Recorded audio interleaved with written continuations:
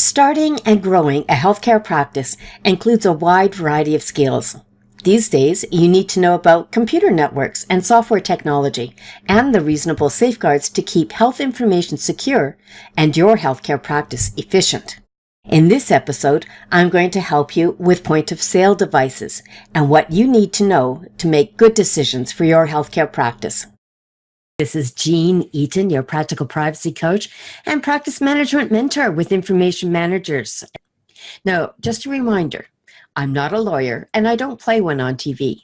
These are my recommendations based on my experience and research and not legal advice. So many clinics have a point-of-sale device or their debit machine device. So this question is, how can we protect our point-of-sale device from bad things from happening from hackers? So this comes from an article that was published on CBC News in the last month, where a scammer used a pre-programmed administrator card that was inserted into a point-of-sale device from a merchant. So that fake administrative card gives them access to the terminal and allows them to enter in manually a credit card number that is not theirs.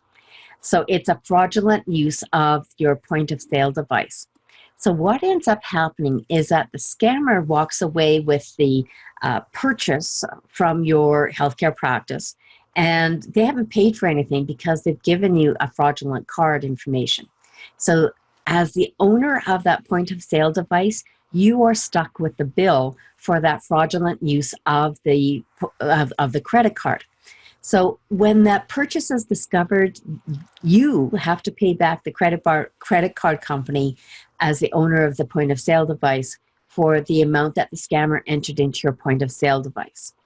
Now, you are also going to get additional fees called a chargeback fee from the credit card processor. So somebody has hacked your point-of-sale device. They've changed the credit card information so that they get away with the free goods and you're stuck with the bill. So how many of you have point-of-sale devices in your healthcare practice? So if you can just enter into the chat and let me know that you are using a point-of-sale device, or perhaps are thinking about using a point-of-sale device, I'd be very interested in knowing about that. Now, as a point-of-sale device manager, a person that has that in the clinic, did you know that there is an administrator password for that point-of-sale device? Who has it in your clinic? Who's responsible for it? Do you have a backup person who's responsible for managing that point-of-sale device? Because we do want people to be allowed to take holidays now and again. Now, this is a really great opportunity to use a password manager service for the clinic.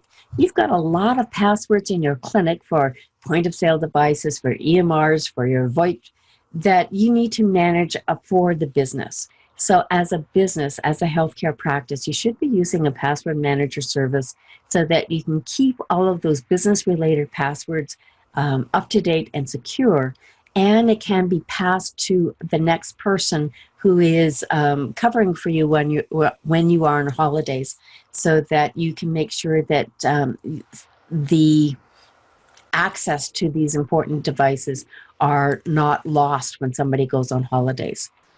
So yes, you've got, so we've got a couple of clinics online who use the point-of-sale devices. So that's great. A lot of practices are. Now, a couple of other tips is to make sure that your point-of-sale device software actually has their software updated on the firmware updated on a regular basis. You should also have a written policy in your healthcare practice about who's going to manage that point-of-sale device and who's responsible for it. Now, another quick tip is on your point-of-sale device itself. It looks a lot like another store's point-of-sale device. So make it unique and make it yours. You can put a sticker on it. Maybe it's a return address sticker for your clinic, or it could be a Merry Christmas sticker on your point-of-sale device. What you want to prevent from happening is somebody coming into your clinic and swapping out that point-of-sale device that's yours with theirs, so that the bad guy will actually sit in the mall close to your clinic or out in the car in the parking lot, and they will be able to remotely access all of the transactions on the device because they paired it with the one that they've stolen from you. So a couple of quick tips to protect your point of sale device. It is an area of risk for your healthcare practice, and it's one of those things that we need to make sure that we have reasonable safeguards in place to prevent those bad things from happening. This is Jean Eaton, your practice management mentor and practical privacy coach. If you like this episode, please subscribe to this channel and add your honest feedback to the comments below, so that people who like what you like can find this podcast.